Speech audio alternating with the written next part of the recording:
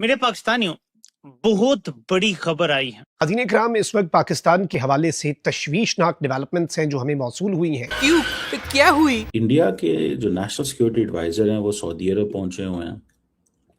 समझ नहीं आ रही वो सऊदी अरब आजकल बड़ा चाहते हैं, इसकी क्या वजह है? तू क्यों रो रहा है? तेरी माँ मर गई है पेपर। अजय डोल वो बंदा है जिसको 21वीं सदी का जेम्स बॉन्ड कहा जाता है। सऊदी अरब मुश्किल में साथ दे रहा है मगर हमारे मुल्क में कोई बड़ी इन्वेस्टमेंट नहीं कर रहा। हालांकि अगर आप देखें तो इंडिया में पिछले 10 सालों में 25 अरब डॉलर की इन्वेस्टमेंट कर चुका है। पाकिस्तान का जो so called mutual defence pact है सऊदी अरब के साथ, ये अपनी तरह का एक बहुत ही अजीबोगरीब किस्म का अरेंजमेंट है। तो पाकिस्तान के अच्छे दोस्त होने के साथ, पाकिस्तान का दिफाई मुआहदा होने के साथ, पाकिस्तान को चाहिए कि वर्कर भी इंडिया के मुकाबले में हमारा ज्यादा होना चाहिए। चल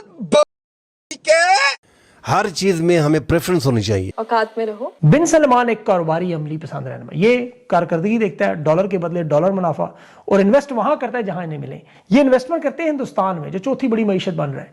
अब भारत में देखें, टेक्नोलॉजी, पेट्रोकेमिकल, आरामको, ये सारे अरबों डॉलर्स के हकीकी मुआहदे उन्होंने किए हुए हैं। यहाँ पाक फौज की डील्स लिबिया, सूडान आपको राउटर से नजर आती है, कभी तुर्की, सऊदी अरब का दिफा नजर आता है, लेकिन मिलता कुछ भी नहीं। देखें कि बेगर्स कांट बी चूजर्स, क्योंकि चौकीदार के साथ तिजारत नहीं होती। अपने घर के बाहर खड़े गार्ड के साथ आप कभी उसे गले पे नहीं बिठाएंगे। दोवल साहब जो आर्किटेक्ट हैं इंडिया की पाकिस्तान स्ट्रैटेजी। हेलो फ्रेंड, जय हिंद। हिंदुस्तान स्पेशल न्यूज में आपका स्वागत है। दोस्तों, भारतीय दूतावास ने इंटरनेट मीडिया पर पोस्ट में बताया कि डोभाल सोमवार को रियाद पहुंचे, जहां हवाई अड्डे पर राजनीतिक मामलों के उपमंत्री सऊद बिन मोहम्मद अल साती और भारतीय राजदूत सुहेल खान ने उनका स्वागत किया। अजीत डोभाल का यह दौरा ऐसे समय हो रहा है जब ईरान और अमेरिका के बीच समझौता टूटने के चलते एक बार फिर लड़ाई छिड़ गई है। डोभाल इससे पहले अप्रैल में भी सऊदी का दौरा कर चुके हैं। अरब में जारी हलचल को देखते हुए डोभाल का यह दौरा अहम है। सऊदी अरब के विदेश मंत्रालय ने एक्स पर एक पोस्ट में कहा है कि अजीत डोभाल और प्रिंस फैसल बिन फरहान की बैठक में द्विपक्षीय संबंधों और दोनों मित्र देशों के बीच रणनीतिक साझेदारी को मजबूत करने के तरीकों की समीक्षा की गई। क्षेत्र के हालिया घटनाक्रमों, ऊर्जा सुरक्षा और समुद्री रास्तों की सुरक्षा के प्रयासों पर भी चर्चा की गई। बैठक में राजनीतिक मामलों के उपमंत्री डॉक्टर सऊद अल साती भी शामिल हुए। दरअसल ईरान ने जब सऊदी पर अटैक किया तो उसके बचाव में पाकिस्तान सामने नहीं आया। इस्लामाबाद ने डिफेंस पैक्ट के तहत वादा किया था कि बाहरी हमले की स्थिति में वो बचाव के लिए सामने आएगा, जबकि ईरानी अटैक के दौरान पाकिस्तान ने ऐसा कुछ नहीं किया।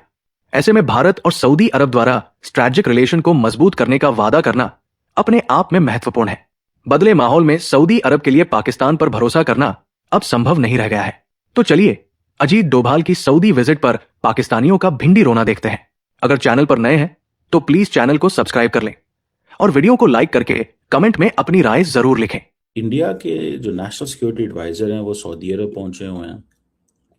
समझ नहीं आ रही वो सऊदी अरब आजकल बड़ा चाहते हैं, इसकी क्या वजह है? तो मुझे this is important and significant चीज़ है, ये कोई मजाक नहीं होता। इंडियन लीडरशिप इस वक्त जारी बात है बहुत ज़्यादा सोच विचार कर रही है कि हमें पाकिस्तान को कैसे मार्जिनलाइज करना है, कैसे इररेलेवेंट करना है। इसके ऊपर काफ़ी उन्होंने काम भी जारी बात है किया हुआ है।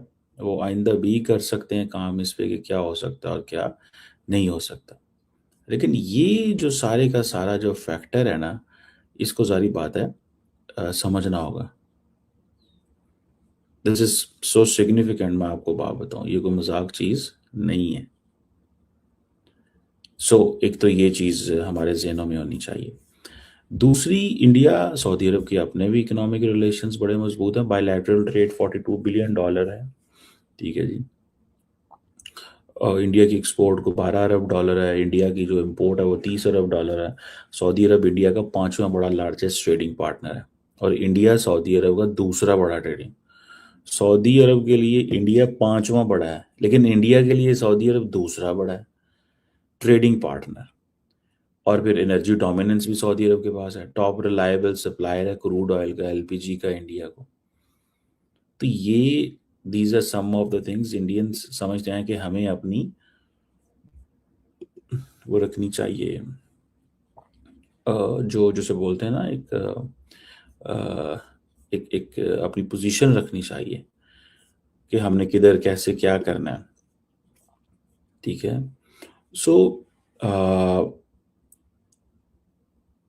This is significant. एक तो इस चीज़ को भी हमें समझना चाहिए, जो है वो स्टडी ज़रूर करना चाहिए। अच्छा, ट्रेड बहुत ज़्यादा है। एक स्ट्रेटेजिक पार्टनरशिप काउंसिल भी उन्होंने बनाई थी 2019 में, जब I think is royal highness Mohammed bin Salman prime minister आए थे इंडिया। तो ये भी उन्होंने बनाई थी उस वक्त। आई थिंक ये पहले बनी थी या उस वक्त बनी थी।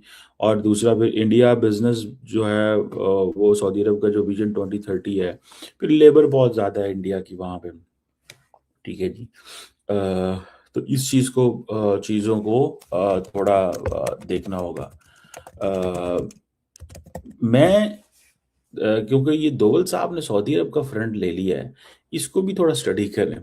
Y Doval is visiting Saudi Arabia, जबकि जयशंकर ने भी हाल ही में दौरा किया है उसका पूरे तमाम जीसीसी ममालिक का माइनस सऊदी अरेबिया, और इन्होंने ये कहा होगा यकीनन कि आप इससे थोड़ा दूर रहें, इसको मैं विजिट करता हूँ। ये जरा ज़हन में रखिएगा। बिन सलमान एक कारोबारी अमली पसंद रहना, ये कारकर्दगी देखता है, डॉलर के बदले डॉलर मुनाफा, और इन्वेस्ट वहां करता है जहां इन्हें मिले। ये स्टेट बैंक में 3 अरब के डिपॉजिट रखे हैं 6% सूद पर, और वो सरमायाकारी नहीं है, वो ज़र मुबादला के ज़खायर में मीशत को आईसीयू में रखने का एक वेंटिलेटर कह लें आप। सर्विस चार्जेस तक पाकिस्तान खुद दे रहा है। ये इन्वेस्टमेंट करते हैं हिंदुस्तान में, जो चौथी बड़ी मीशत बन रहा है। अब भारत में देखें, टेक्नोलॉजी, पेट्रोकेमिकल, आरामको, ये सारे अरबों डॉलर्स के हकीकी मुआहदे उन्होंने किए हुए हैं। यहाँ पाक फौज की डील्स लिबिया, सूडान आपको राउटर से नजर आती हैं, कभी तुर्की सऊदी अरब का दिफा नजर आता है, लेकिन मिलता कुछ भी नहीं, क्योंकि चौकीदार के साथ तिजारत नहीं होती। अपने घर के बाहर खड़े गार्ड के साथ आप कभी उसे गले पे नहीं बिठाएंगे, कभी उसके साथ बिजनेस डील नहीं करेंगे, दुकान की चाबियां नहीं देंगे, उसे नहीं कहेंगे आओ मुझे बताओ किसके साथ सौदा करूं किसके साथ ना करूं, क्योंकि उसका काम है हिफाजत करना। और बंदूक तो कभी भी मईशत, तिजारत और सनती पैदावार तो नहीं ला सकती, ये सियासी इस्तेहकाम से आता है। हाँ, जर्नलों को डॉलर जरूर मिल जाते हैं, वो स्विट्जरलैंड के बैंकों में चले जाएं, क्रिप्टो करेंसी की सूरत में मिलना शुरू हुए। इसलिए जो भी चीज़ डेवलप कर गई है गुज़िश्ता चंद घंटों में, जिसका ख़तरा था कि डेवलप कर सकती है, ये एक बड़ी पेचीदा किस्म की सूरत हाल है पाकिस्तान के जनरल हेडक्वार्टर्स के लिए और फील्ड मार्शल आसिम मुनीर के लिए। और अगले 24 या 48 घंटों में पता चलेगा कि इस सूरत हाल को अब पाकिस्तान की मिलिट्री जो है वो किस तरह से डील करती है। कि ये पाकिस्तान का जो so called mutual defence pact है सऊदी अरब के साथ, ये अपनी तरह का एक बहुत ही अजीबोगरीब किस्म का अरेंजमेंट है। बिकॉज अगर पहले तो असर हाज़र में मुल्कों के दरमियान म्यूचुअल डिफेंस पैक्ट होते ही नहीं है। हिंदुस्तान की एग्जांपल देख लें, उनकी बड़ी पॉलिसी क्लियर है कि हिंदुस्तान की फ़ौज जो है वो एक नेशनल आर्मी है, एक नेशनल एसेट है, और वो कहीं और किसी और के डिफेंस के लिए, जंग करने के लिए इस्तेमाल नहीं हो सकती।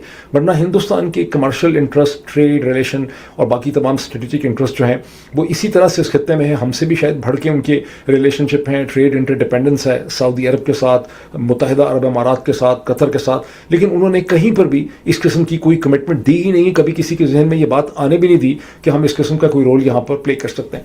तो अच्छा, दूसरी बात यह है कि अगर कोई म्यूचुअल डिफेंस पैक्ट होते भी हैं ममालिक के दरमियान, जैसी 19वीं सदी में रहे हैं, ये 20वीं सदी की शुरू में थे, जिसके नतीजे में फर्स्ट वर्ल्ड वॉर हो गई, तो वो म्यूचुअल होते हैं। म्यूचुअल का मतलब यह है कि फिर सऊदी अरब को भी पाकिस्तान की मदद करने के लिए आना होगा। लेकिन सऊदी अरब ना तो कर सकता है पाकिस्तान की मदद हिंदुस्तान के खिलाफ, ना ही सऊदी अरब की कोई इंक्लिनेशन होगी कि अपने इतने बड़े मेजर ट्रेडिंग पार्टनर के साथ आके पाकिस्तान की खातिर वो लड़ाई लड़े। तो ये बहुत ही अजीबोगरीब किस्म का अरेंजमेंट है, जिसपे पाकिस्तान सिर्फ इसलिए फंस गया है कि वो इकोनॉमिकली सॉवरन नहीं है और वो सऊदी अरब के ऊपर बहुत बुरी तरह से अपनी माशी सर्वाइवल के लिए डिपेंडेंट है, और उसने इस म्यूचुअल डिफेंस पैक्ट में अपनी सॉवरेनिटी और अपने हाथ काट के सऊदीज के हवाले कर दिए। और ये वो सिचुएशन है जो इस वक्त हम देख रहे हैं। अब यमन ने ये धमकियां दी हैं, उन्होंने ये नाकाबंदी वगैरह कर दी है, ये नाकाबंदी की ही बराबर है। सऊदी अरब ने उसकी मजम्मत की, और आगे अगर ये मामलात आगे बढ़ते हैं तो डेफिनेटली पाकिस्तान फिर यमन में कूदेगा। और यमन आप जो भी समझे एक इस्लामी मुल्क है। तो मैं शुरू से कह रहा हूँ कि आपने दिफाई मुआहदा तो कर लिया, मगर आपको उस दिफाई मुआहदे में ये मेंशन करना चाहिए था कि जिस भी मुस्लिम मुल्क के साथ मामलात होंगे हम उसमें नहीं होंगे। अगर 2 मुक़द्दस मकामात की बात आती है तो हम अपनी ज़िंदगियाँ क़ुरबान कर देंगे। Prophet Mohammed peace be upon him, जहाँ पे हुज़ूर पाक सल्लल्लाहु अलैहि वसल्लम का शहर है, वहाँ पे उनका मज़ार मुबारक है, मदीना मुनव्वरा और मक्का मुकर्रमा जहाँ पे बैतुल्लाह शरीफ है, वो तो हम शुरू से हैं। उसके अलावा भी हम ईरान के ताबेदार हैं, अपना सऊदी अरब के, मगर जब मुस्लिम ममालिक के साथ लड़ाई हो तो हमारा उसमें कोई काम नहीं होगा, वो हमने गलती कर दी है।